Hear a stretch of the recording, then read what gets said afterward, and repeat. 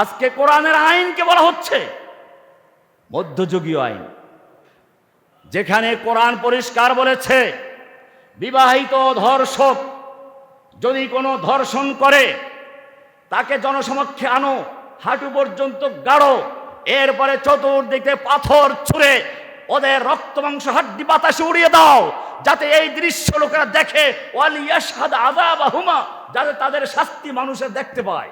কে বলেছেন?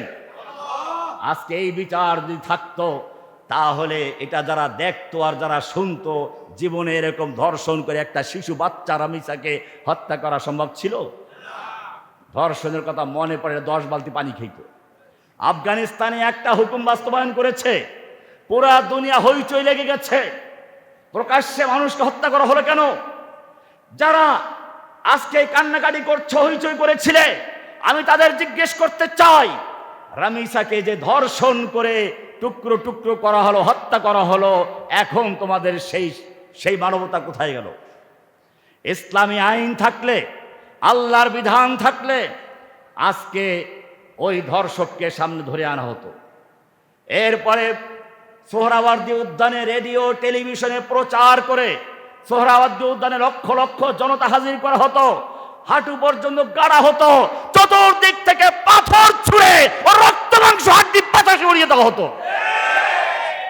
কিন্তু আল্লাহর সে আইনকে তুচ্ছ তাচ্ছিল্য করা হচ্ছে, বলা হচ্ছে প্রকাশ্যে শাস্তি প্রয়োগ করা নাকি সে বর্বর যুগের আইন, মধ্যযুগীয় আইন।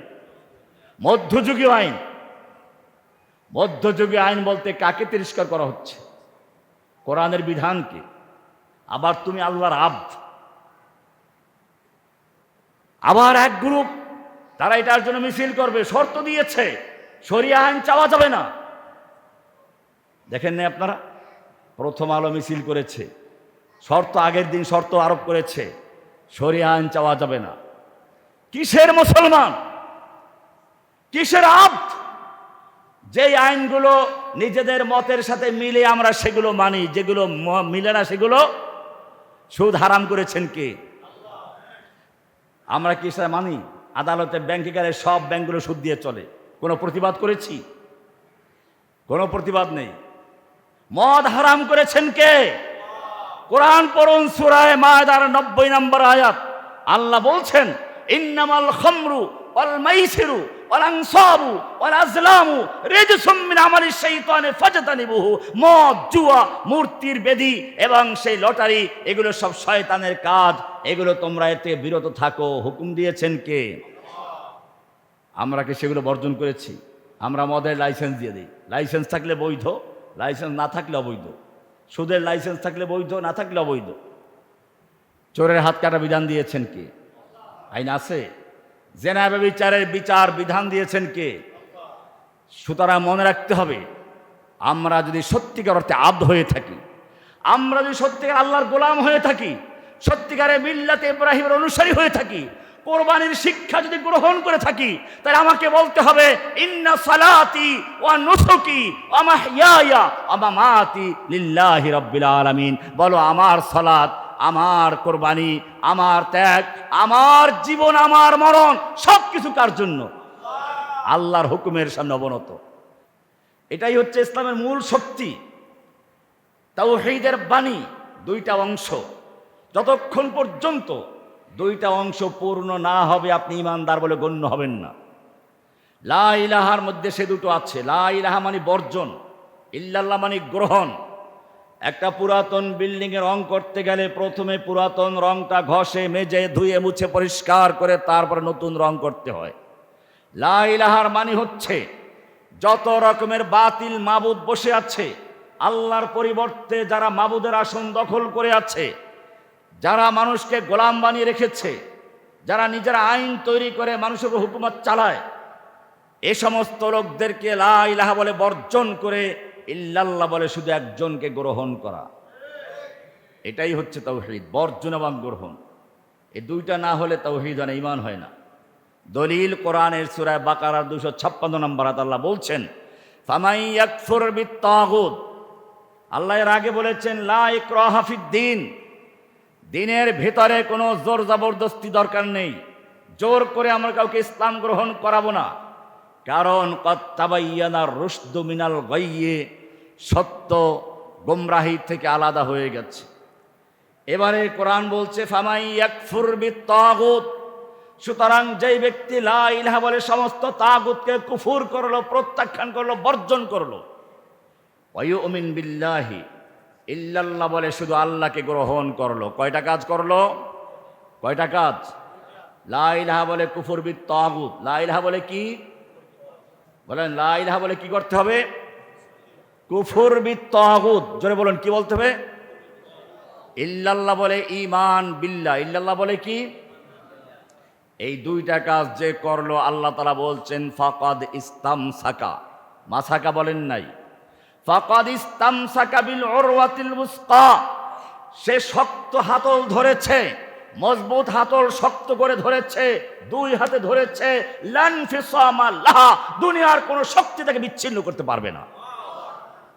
বোঝা গেল এই জায়গায় গন্ডগোল। আমরা ঈমান আনি কিন্তু হানিফ না। হানিফ মানে হচ্ছে সব বর্জন করে তারপর আল্লাহকে গ্রহণ করা। আমরা আল্লাহকে গ্রহণ করি কিন্তু বর্জন করি না। আল্লাহকেও মানি, আবার বাইরে গেলে আল্লাহর দুশ্মন যারা তাদের সাথেও হাত মিলাই। মসজিদে আল্লাহর হুকুম পালন করি, বাইরে গেলে আল্লাহর হুকুম থাকে না। সমাজে মেম্বার চেয়ারম্যানের হুকুম পালন করি, আদালতে বিচারকের হুকুম পালন করি, সংসদে মন্ত্রীর হুকুম, এমপির হুকুম, আর সচিবালয়ে সচিবের হুকুম। পরিষ্কার হয়ে গেল। হানিফান ঘোষণা দিচ্ছেন আমি আল্লাহকে গ্রহণ করেছি, অন্যকে সাথে নিয়ে নয়। হানিফান সব কিছুকে বর্জন করে শুধু একজনকে গ্রহণ করেছি। আরো ক্লিয়ার করলেন ওমা আনা মিনাল মুশরিকিন, আমি মুশরিকদের অন্তর্ভুক্ত নই। ঘোষণা দিয়ে দাওয়াত শুরু করলেন। ঘর থেকে বাপকে দাওয়াত দিচ্ছেন, ইয়া আবাতি লিমা তা'বুদু মা লা ইয়াসমাউ ওয়া লা ইউবসিরু ওয়া লা ইউগনি আনকা শাইআ। ও আব্বা জান, তুমি কেন ইবাদত করছো এমন জিনিসের যে কোনো চোখে দেখে না, কানে শুনে না, উপকার করতে পারে না? কেন তুমি এমন জিনিস ইবাদত করছো? ইয়া আবাতি ইন্নী ক্বাদ জানি মিনাল ইলমি মা লাম ইয়াতিকা ফাত্তাবি'নি আহদিকা সিরাতান সাবিয়্যা। হে আব্বা জান, তুমি আমার অনুসরণ করো। আমার কাছে এমন ইলম আছে যে ইলম তোমার কাছে নেই। তুমি আমার অনুসরণ করো, আমি তোমাকে সোজা সোজা পথ দেখাবো। ইয়া আবাতি লা তা'বুদিশ শাইতান, হে আব্বা জান তুমি শয়তানের ইবাদত করো না। ইব্রাহিমের মিল্লাত তো জানেন, ইব্রাহিম বাপকে দাওয়াত দিচ্ছে, লা তা'বুদিশ শাইতান, শয়তানের ইবাদত করো না। ইন্নাশ শাইতানা কানা লির রহমানি আসিয়া, শয়তান তার রবের অবাধ্য ছিল, ওর কথা মানা যাবে না। দাওয়াত দিচ্ছেন, ইয়া আবাতি ইন্নী আখাফু আন ইয়ামাসসাকা আযাবু মিনার রহমান, আমার মনে হচ্ছে তোমাকে আল্লাহর আযাব স্পর্শ করবে, ফিরে আসো। বাপ কি বলছে? শুরু প্রথম পরীক্ষা। আরাগিবুন আনতা আন আলিহাতি ইয়া ইব্রাহিম, তুমি কি আমাদের আলেহাদের থেকে মুখ ফিরিয়ে নিয়েছো? এদের বিরুদ্ধে লেগে গেছো? যদি ফিরে না আসো, লা ইল্লাম তানতাহি লা আরজুমান্নাকা, ফিরে না আসলে পাথর ছুঁড়ে মারবো। ওয়াহজুরনি মালিয়া, অনেক দূরে চলে যাও, আমার ধারে কাছে আসবে না। ঘর থেকে বের করে দিলেন, বের হয়ে গেলেন। এবারে তিনি দাওয়াত শুরু করলেন, নমরুদকেও দাওয়াত দিলেন। কোরআন বলছে নমরুদকে গিয়ে বলছেন আল্লাহকে মানো। নমরুদ কি বলেছিল? তোমার রবটা আবার কে? আমি তো রব, রব্বি আল্লাযী ইউহয়ী ওয়া ইউমীত, আমি তো সে যে জীবিত দেয় মৃত্যু করে। ঘটনা আপনারা জানেন। তিনি আর একটা দলিল পেশ করলেন। শেষ পর্যন্ত আর এক পরীক্ষা আসলো। মূর্তি ভাঙলেন, আগুনে নিক্ষেপ করা হচ্ছে। তাফসিরে লেখে জিব্রাইল, মিকাইল, ইসরাফিল এসে হাজির। জিব্রাইল বলছে হুকুম দাও, পাখার আঘাত দিয়ে উল্টে দেই। মিকাইল বলছে হুকুম দাও, বৃষ্টি দিয়ে ভিজিয়ে দেই, প্লাবন দিয়ে উড়িয়ে দেই। ইসরাফিল বলছে বাতাস দিয়ে উড়িয়ে দে, হুকুম দাও। জিজ্ঞেস করছেন তোমরা কি নিজেরা এসেছো নাকি আল্লাহ পাঠিয়েছেন? বলছে না, নিজেরা এসেছি, আল্লাহ পাঠাননি, তবে জানেন অনুমতি আছে। ইব্রাহিম আলাইহিস সালাম বললেন শোনো, আমি তো তোমাদের দিকে মানুষকে আহ্বান করে নেই, আমি আহ্বান করেছি ইন্নী ওয়াজ্জাহতু ওয়াজহিয়া লিল্লাযী ফাতারাস সামাওয়াতি ওয়াল আরদা হানিফা, সে আল্লাহর দিকে, যে আল্লাহর দিকে আমি আহ্বান করেছি, আমি সে আল্লাহর সাহায্য চাই। আল্লাহ তার সেই কথার লাজ রেখেছেন। মূল্য দিয়েছেন। আল্লাহ তাআলা যখন দেখলেন ইব্রাহিমকে আগুনে নিক্ষেপ করা হয়েছে, এবারে তিনি জিব্রাইলকে বললেন, না জিব্রাইল পাখা দিয়ে উড়িয়ে দাও, মিকাইল বৃষ্টি দিয়ে ওদেরকে তলিয়ে দাও, ইসরাফিল বাতাস দিয়ে উড়িয়ে দাও। না, আল্লাহ রাব্বুল আলামিন সরাসরি আগুনকে উদ্দেশ্য করে বলছেন, কুলনা ইয়া নারু কুনি বারদাও ওয়া সালামান আলা ইব্রাহিম, আগুন আমার ইব্রাহিমের উপর ঠান্ডা হয়ে যাও, কষ্ট দিবি না, খবর দাও। সরাসরি কোনো ভায়া নাই, মাধ্যম নাই, কারণ তিনি সাহায্য চেয়েছিলেন কার? বুঝতে হবে। আজকেও যদি সেই ইব্রাহিমের মিল্লাত থাকে, যে আল্লাহ রাব্বুল আলামিন ইব্রাহিমের জন্য নমরুদের আগুন নিভিয়ে দিয়েছিলেন, ঠান্ডা করে দিয়েছিলেন, আমি জিজ্ঞেস করতে চাই, সে আল্লাহ তাআলা আগের মতো পূর্ণ শক্তি নিয়ে এখনো জীবিত আছেন কিনা? ভারতের যত ক্ষেপণাস্ত্র, পারমাণবিক বোমা সব ঠান্ডা করে দিয়ে আর ইব্রাহিমের সন্তানদেরকে আল্লাহ তাআলা আবার সাহায্য করতে পারেন কিনা? শর্ত একটাই, আজ ভি জো করে ইব্রাহিম কা ইমা পয়দা, আগ কর সকতি হ্যায় আন্দাজ গুলিস্তা পয়দা। মুসা আলাইহিস সালাম পরীক্ষা দিচ্ছেন, সামনে নদী, পিছনে বাহিনী, কোথায় যাবেন? লাঠি মারো। পানি ভাগ হয়ে গেল, পার হয়ে চলে গেলেন।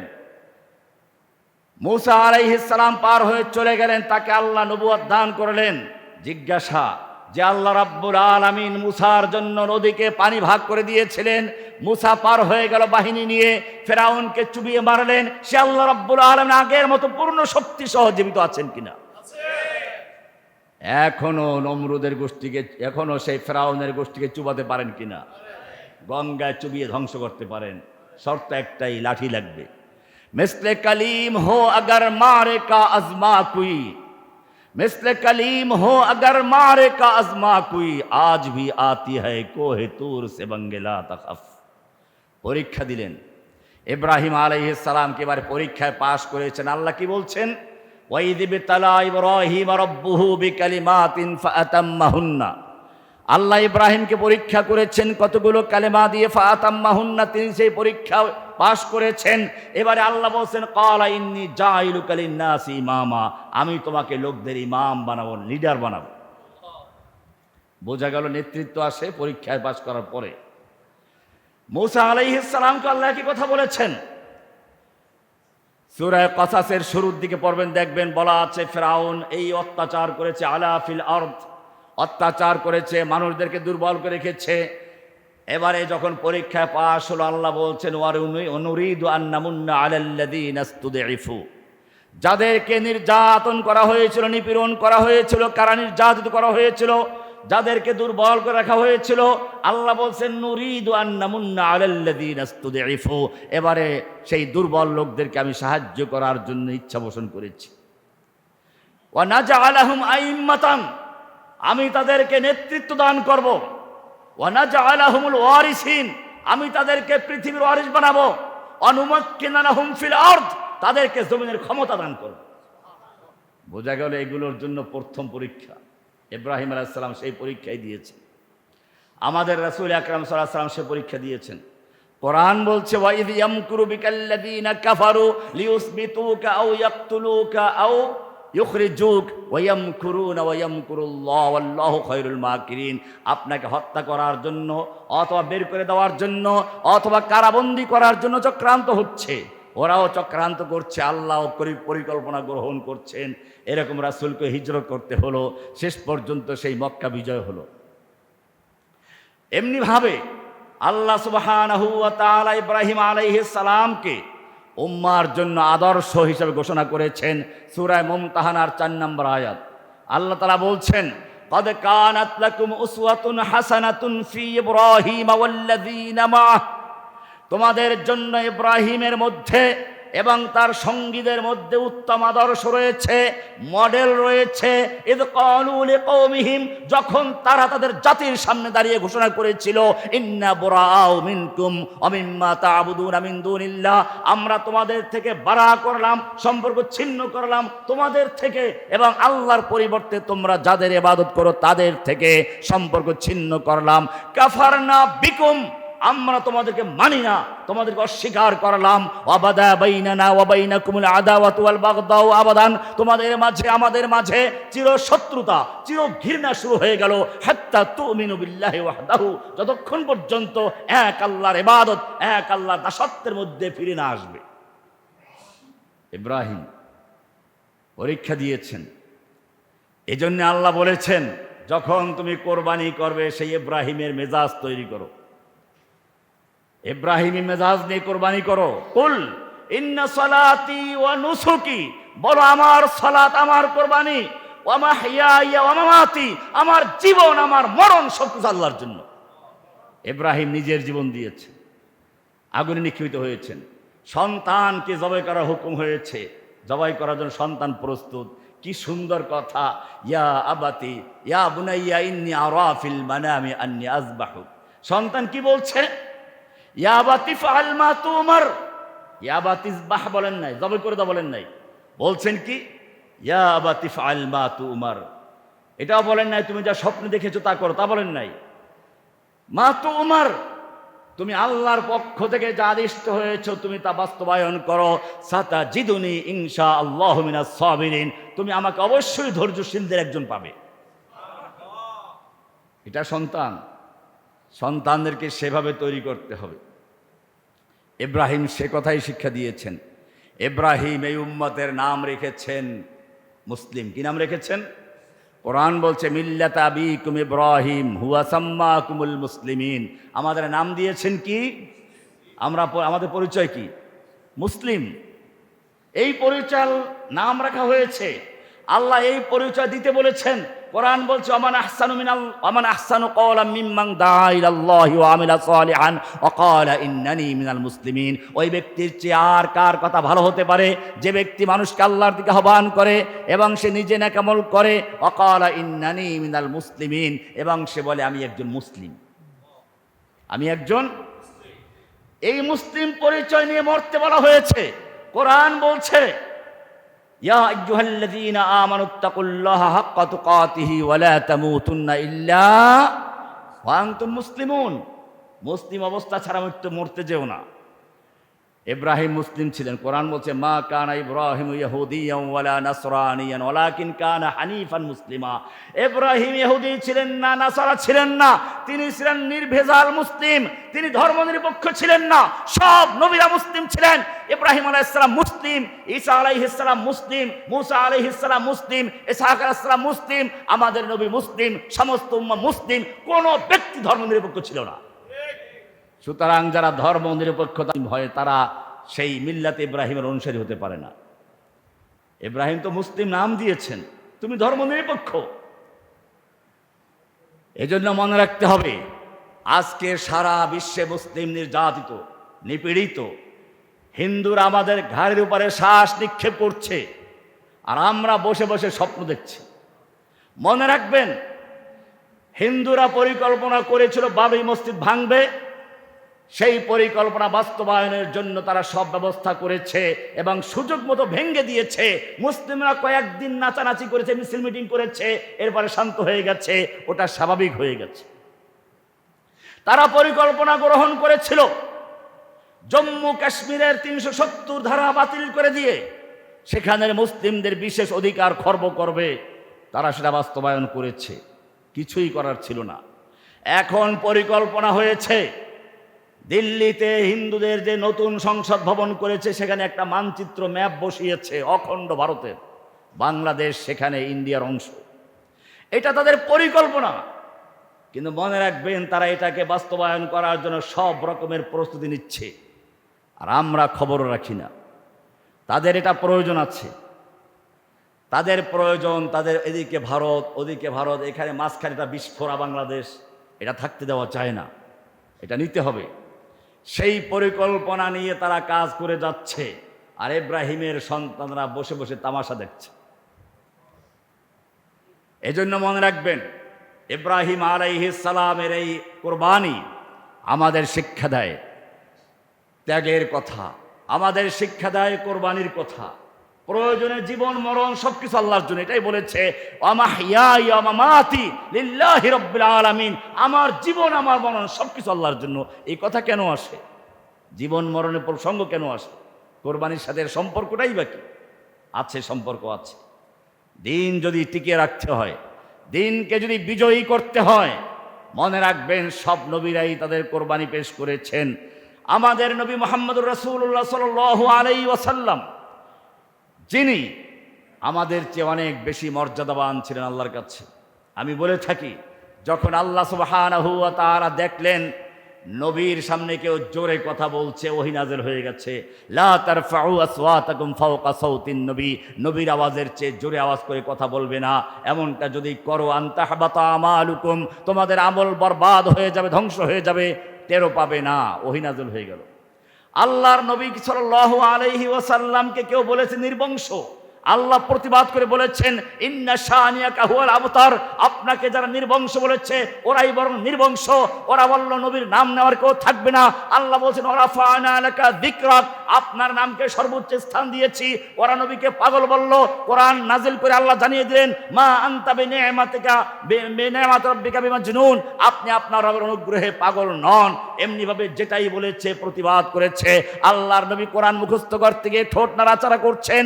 আল্লাহ সুবহানাহু ওয়া তাআলা বলছেন লা তুহাররিক বিহি লিসানাকা লিতা'জালা বি ইন্না আলাইনা জামাআহু ওয়া কুরআনা, আপনার কোরআনকে দ্রুত মুখস্থ করার জন্য ঠোঁট নাড়াচাড়া করার প্রয়োজন নেই।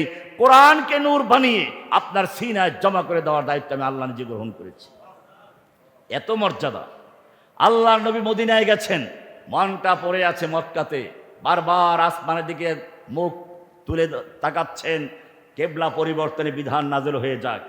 আল্লাহ তাআলা কি সুন্দর করে বলছেন কাদ নারা তাকাল্লুবা ওয়াজহিকা ফিস সামাই ফালানুওয়াল্লিয়ান্নাকা কিবলাতান তারদাহা, হে নবী আপনার চেহারা বারবার আসমানের দিকে ওলটপালট খাচ্ছে, আসমানের দিকে বারবার উত্তোলন করছেন। এটা আল্লাহ দেখতে পেয়েছেন, আমি দেখতে পেয়েছি। এখনই আপনার কেবলা পরিবর্তন করে দিচ্ছি। ফাওয়াল্লি ওয়াজহাকা শাতরাল মাসজিদিল হারাম। এত মায়া যেই নবীর জন্য, আমি জিজ্ঞেস করতে চাই সেই নবী যখন তায়েফের ময়দানে মার খাচ্ছিলেন আল্লাহ দেখতে পাচ্ছিলেন কিনা? সেই নবী যখন উহুদের ময়দানে লোহার পোশাক পরে যুদ্ধের ময়দানে ছিলেন, দুশমন তার মাথায় আঘাত করলো শক্ত তলোয়ার দিয়ে, মাথার লোহার হেলমেট ভেঙ্গে গাল দিয়ে ঢুকে দাঁতে আঘাত করলো, দুটো দাঁত মারির দাঁত পড়ে গেল, লোহা ভিতরে রয়ে গেল। একজন লোক সেই লোহা বের করতে গিয়ে তারও দাঁত পড়ে গেল। আল্লাহর নবীর মুখটা রক্তে রঞ্জিত হয়ে গেল, মুখটা জখম হয়ে গেল। আল্লাহর নবী সাল্লাল্লাহু আলাইহি ওয়াসাল্লামের এই কঠিন অবস্থা আল্লাহ দেখতে পাচ্ছিলেন কিনা? আল্লাহর ফিরাবার ক্ষমতা ছিল কিনা? ফিরিয়েছিলেন কিনা? ফিরান নাই। কেন ফিরান নাই? সম্পর্ক কি অবনতি হয়েছিল? সম্পর্ক খারাপ হয়ে গিয়েছিল?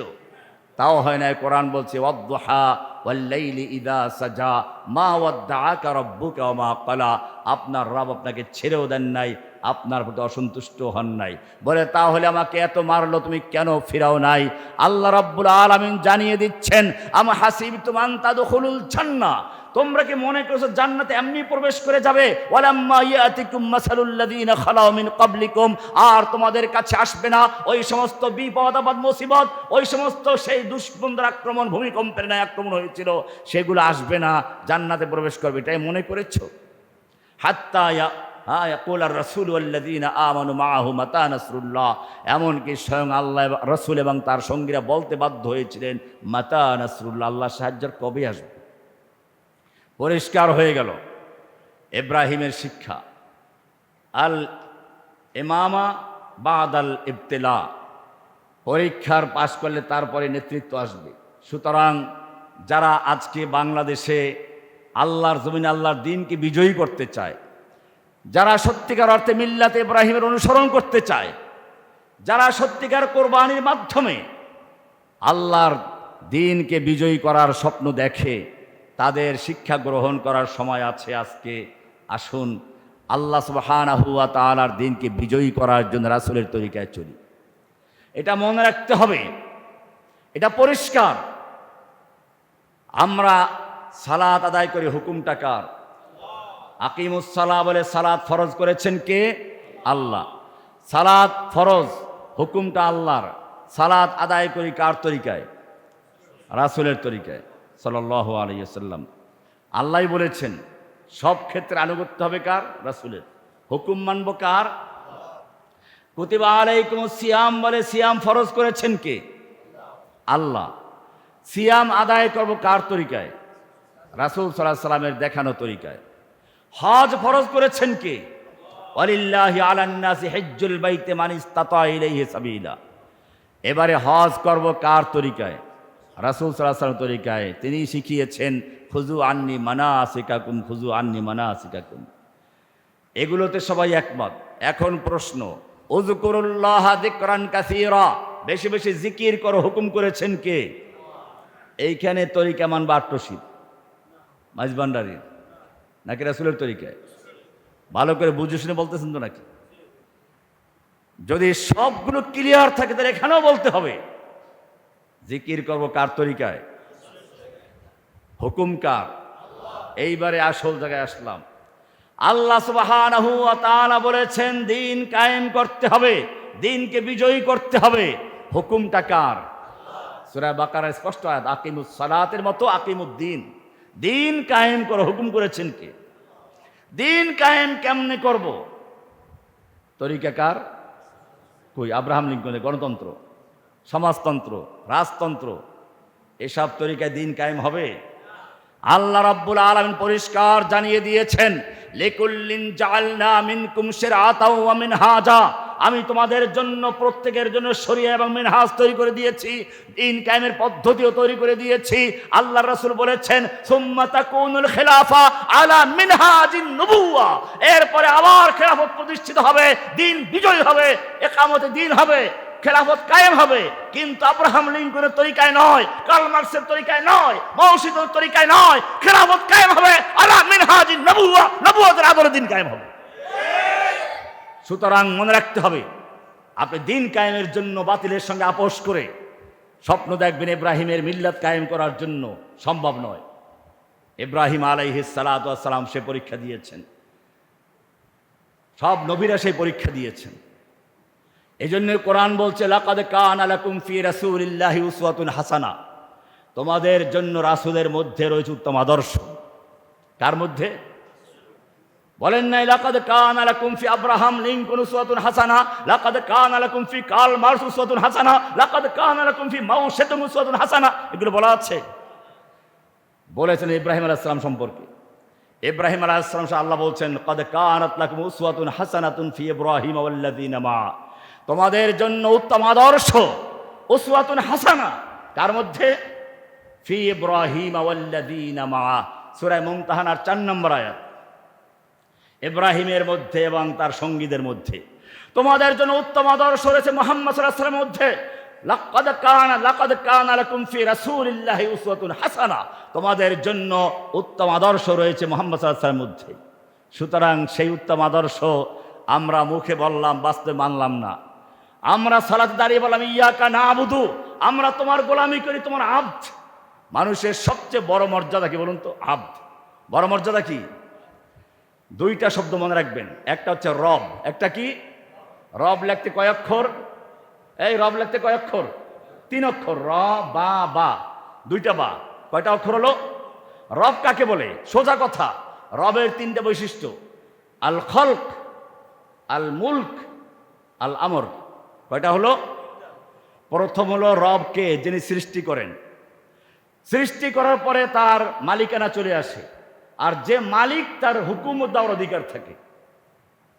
আপনি একটা কারখানা তৈরি করলেন, আপনি এখন মালিক, এখন আপনি যে হুকুম দেবেন ওইটাই আপনার আইন।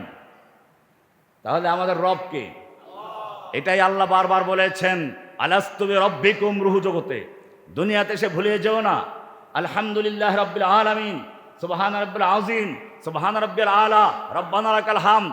উঠতে বসতে সেজদায় সব জায়গায় রব।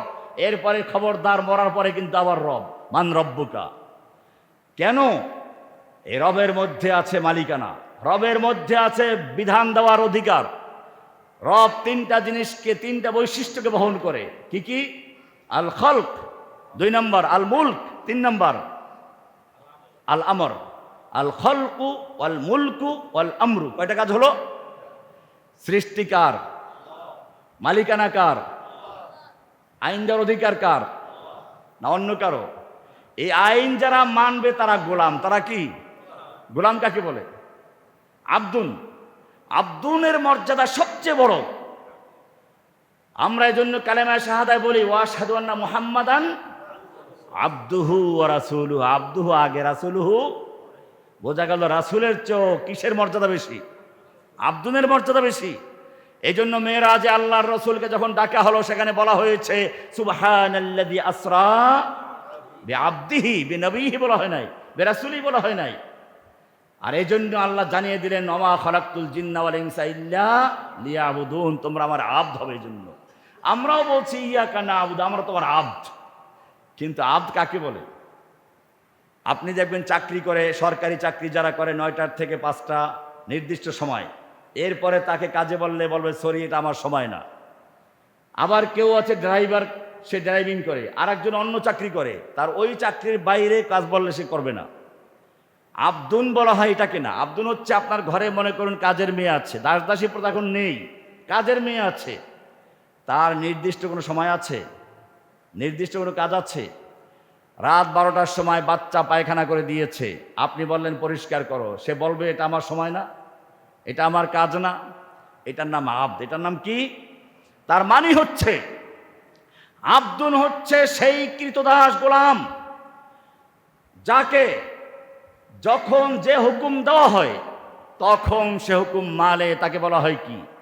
আবদ। ড্রাইভার, সে গাড়ি চালায় যখন তখনও ড্রাইভার, ঘুমানো অবস্থায়ও সে কি? ঠিক একজন আবদ, ঘুমানো অবস্থায়ও সে আবদ। কার আবদ? সে যখন ইবাদত করে, নামাজ পড়ে, সিয়াম পালন করে, তখন আবদ। কার আবদ?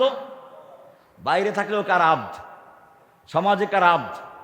আদালতে কার আবদ? ব্যাংকে কার? কিন্তু আমরা কি আছি সেটা? মসজিদে ইমাম সাহেবের পেছনে নামাজ পড়লাম কোরআন দিয়ে, বাইরে বিচার বসেছে, চেয়ারম্যান সাহেব হাজির, ইমাম সাহেব হাজির, বিচার কি ইমাম সাহেব কোরআন দিয়ে করবে না চেয়ারম্যান সাহেব করবে? তাহলে আল্লাহ বাতিল। এখানে আবদ আপনি থাকেন না। ওখানে আদালতে গেলেন, বিচার ফয়সালা হবে, কে বিচার করবে? কার আইন দিয়ে? আজকে কোরআনের আইনকে বলা হচ্ছে মধ্যযুগীয় আইন, যেখানে কোরআন পরিষ্কার বলেছে বিবাহিত ধর্ষক যদি কোনো ধর্ষণ করে তাকে জনসমক্ষে আনো, হাঁটু পর্যন্ত গাড়ো, এরপরে চতুর্দিকে পাথর ছুঁড়ে ওদের রক্ত মাংস হাড্ডি বাতাসে উড়িয়ে দাও, যাতে এই দৃশ্য লোকেরা দেখে, ওয়ালিয়াশহাদ আযাবাহুমা, যাতে তাদের শাস্তি মানুষের দেখতে পায়। কে বলেছেন? আজকে এই বিচার যদি থাকতো তাহলে এটা যারা দেখতো আর যারা শুনতো, জীবনে এরকম ধর্ষণ করে একটা শিশু বাচ্চা রামিসাকে হত্যা করা সম্ভব ছিল? ধর্ষণের কথা মনে পড়ে 10 বালতি পানি খেত। আফগানিস্তানে একটা হুকুম বাস্তবায়ন করেছে, পুরা দুনিয়া হইচই লেগে গেছে। প্রকাশ্যে মানুষকে হত্যা করা হলো কেন? যারা আজকে কান্নাকাটি করছে, হইচই করেছিলে, আমি তাদের জিজ্ঞেস করতে চাই, রামিসাকে যে ধর্ষণ করে টুকরো টুকরো করা হলো, হত্যা করা হলো, এখন তোমাদের সেই মানবতা কোথায় গেল? ইসলামী আইন থাকলে, আল্লাহর বিধান থাকলে আজকে ওই ধর্ষককে সামনে ধরে আনা হতো। এরপরে সোহরাওয়ার্দী উদ্যানে রেডিও টেলিভিশনে প্রচার করে সোহরাওয়ার্দী উদ্যানে লক্ষ লক্ষ জনতা হাজির করা হতো, হাঁটু পর্যন্ত গাড়া হতো, চতুর্দিক থেকে পাথর ছুঁড়ে ও রক্ত মাংস হাড্ডি বাতাসে উড়িয়ে দেওয়া হতো। কিন্তু আল্লাহর সে আইনকে তুচ্ছ তাচ্ছিল্য করা হচ্ছে, বলা হচ্ছে প্রকাশ্যে শাস্তি প্রয়োগ করা নাকি সে বর্বর যুগের আইন, মধ্যযুগীয় আইন। মধ্যযুগীয় আইন, মধ্যযুগীয় আইন বলতে কাকে তিরস্কার করা হচ্ছে? কোরআনের বিধানকে। আবার তুমি আল্লাহর আবদ। আবার এক গ্রুপ তারা এটার জন্য মিছিল করবে, শর্ত দিয়েছে শরিয়া আইন চাওয়া যাবে না। দেখেন না আপনারা, প্রথম আলো মিছিল করেছে, শর্ত আগের দিন শর্ত আরোপ করেছে, শরিয়া আইন চাওয়া যাবে না। কিসের মুসলমান, কিসের আবদ? যেই আইনগুলো নিজেদের মতের সাথে মিলে আমরা সেগুলো মানি, যেগুলো মিলে না সেগুলো সুদ হারাম করেছেন কে? আমরা কি সেটা মানি? আদালতে ব্যাংকে গেলে সব ব্যাংকগুলো সুদ দিয়ে চলে, কোনো প্রতিবাদ করেছি? কোনো প্রতিবাদ নেই। মদ হারাম করেছেন কে? কোরআন পড়ুন, সূরা মায়েদার 90 নম্বর আয়াত। আল্লাহ বলছেন ইন্নামাল খামরু ওয়াল মাইসিরু ওয়াল আনসাবু ওয়াল আজলামু রিজসুম মিন আমালিশ শাইতানি ফাজতানিবুহু। মদ, জুয়া, মূর্তির বেদী এবং সেই লটারি, এগুলো সব শয়তানের কাজ, এগুলো তোমরা এর থেকে বিরত থাকো। হুকুম দিয়েছেন কে? আমরা কি সেগুলো বর্জন করেছি? আমরা মদের লাইসেন্স দিয়ে দিই, লাইসেন্স থাকলে বৈধ, লাইসেন্স না থাকলে অবৈধ। সুদের লাইসেন্স থাকলে বৈধ, না থাকলে অবৈধ। চোরের হাত কাটা বিধান দিয়েছেন কে? আইন আছে। জেনা ব্যভিচারের বিচার বিধান দিয়েছেন কে? সুতরাং মনে রাখতে হবে, আমরা যদি সত্যিকার অর্থে আব্দ হয়ে থাকি, আমরা যদি সত্যিকার আল্লাহর গোলাম হয়ে থাকি, সত্যিকারের মিল্লাতে ইব্রাহিমের অনুসারী হয়ে থাকি, কোরবানির শিক্ষা যদি গ্রহণ করে থাকি, তাহলে আমাকে বলতে হবে ইন্না সালাতি ওয়া নুসুকি ওয়া মাহইয়ায়া ওয়া মামাতি লিল্লাহি রাব্বিল আলামিন। বলো, আমার সালাত, আমার কোরবানি, আমার ত্যাগ, আমার জীবন, আমার মরণ সব কিছু কার জন্য? আল্লাহর হুকুমের সামনে অবনত। এটাই মুমিনের বৈশিষ্ট্য, এটাই কোরবানির শিক্ষা। এজন্য আপনারা দীর্ঘ সময় পর্যন্ত কোরবানির ফাজাইল শুনেছেন, মানাকেব শুনেছেন। এবারে কোরবানির শিক্ষা, এটাই জিলহজের শিক্ষা। জিলহজ মাসের চাঁদ দেখার থেকে শুরু হতো তাকবীর। আব্দুল্লাহ বিন ওমর রাদিয়াল্লাহু তাআলা আনহু, আবু হুরায়রা রাদিয়াল্লাহু তাআলা আনহু বাজারে যেতেন, জোরে জোরে তাকবীর বলতেন। এখন আরব দেশে যান, দেখবেন যে বাড়ির সামনে লাউড স্পিকার লাগানো আছে, সুন্দর মধ্যম আওয়াজে তাকবীর আওয়াজ আসছে, আল্লাহু আকবার, আল্লাহু আকবার, লা ইলাহা ইল্লাল্লাহু, আল্লাহু আকবার, আল্লাহু আকবার, ওয়ালিল্লাহিল হামদ। একটা হচ্ছে ওয়াজিব তাকবীর, সেটা হচ্ছে 9 তারিখের ফজর থেকে 13 তারিখ আসর পর্যন্ত, এটা ভিন্ন। আর একটা হচ্ছে আমভাবে জিলহজ মাসের পুরো সময়টাই তাকবীর বলা। বাজারে যান, তাকবীর। কারণ এই তাকবীর, আল্লাহু আকবার ধ্বনি, এটা হাদিসে বলা আছে, যখন মুয়াজ্জিন আল্লাহু আকবার বলে, তখন তার ডানে বামে গাছগাছালি, পশুপক্ষী, পাহাড় পর্বত সবগুলো মুয়াজ্জিনের আওয়াজের সঙ্গে সঙ্গে আল্লাহু আকবার বলে গুঞ্জন তুলে নেয়। এই জন্য শয়তান আল্লাহু আকবার আওয়াজ বরদাস্ত করতে পারে না। হাদিসে বলা হয়েছে, আল্লাহু আকবার ধ্বনি শুরু হলে শয়তান পালায়, এত জোরে পালায়, ওয়ালাহু দরাতুন, ওয়ালাহু দরাতুন। দরাত মানে হচ্ছে জোরে জোরে বায়ু ত্যাগ করে পিছনের রাস্তা দিয়ে শয়তান পালায়। শয়তান আল্লাহু আকবার ধ্বনি বরদাস্ত করতে পারে না। এই জন্য দেখেন না, বাংলাদেশে যেই সরকার, শয়তান পালিয়ে গেল, আল্লাহু আকবার ধ্বনি বন্ধ করে তারপরে জয় বাংলা প্রতিষ্ঠা করার চক্রান্ত করেছিল। আল্লাহ সুবহানাহু ওয়া তাআলা এই শয়তানকে বিতাড়িত করেছেন। সুতরাং মনে রাখবেন, আল্লাহ তাআলা বলেছেন, ওয়ালিতুকাব্বিরুল্লাহ, তোমাদের এই কোরবানি এজন্য দেওয়া হয়েছে যাতে করে তোমরা বেশি বেশি আল্লাহর তাকবীর বলতে পারো। আল্লাহু আকবার, আল্লাহকে বলতে হবে, তাকবীর বলতে হবে। নাহনু উম্মাতু তাকবীর, আমরা তাকবীরের উম্মত।